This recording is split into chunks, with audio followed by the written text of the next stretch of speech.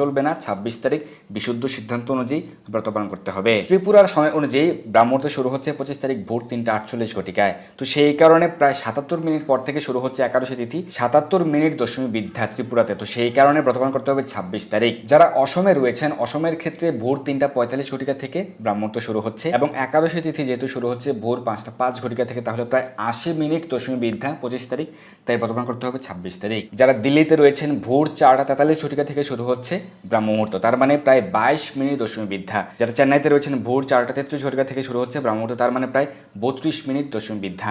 যারা মুম্বাইতে রয়েছেন, ভোর ৫টা ২ ঘটিকা থেকে ব্রাহ্ম মুহূর্ত এবং একাদশী তিথি ভোর ৫টা ৫ ঘটিকা থেকে, তার মানে ৩ মিনিট দশমী বিদ্যা। তো সেই কারণে ভারতের সকল স্থানেই ব্রত পালন করতে হবে ২৬ মার্চ বিশুদ্ধ সিদ্ধান্ত অনুযায়ী, বিশুদ্ধ চান্দ্রপঞ্জিকার সিদ্ধান্ত অনুযায়ী, ইসকন জিবিসির সিদ্ধান্ত অনুযায়ী।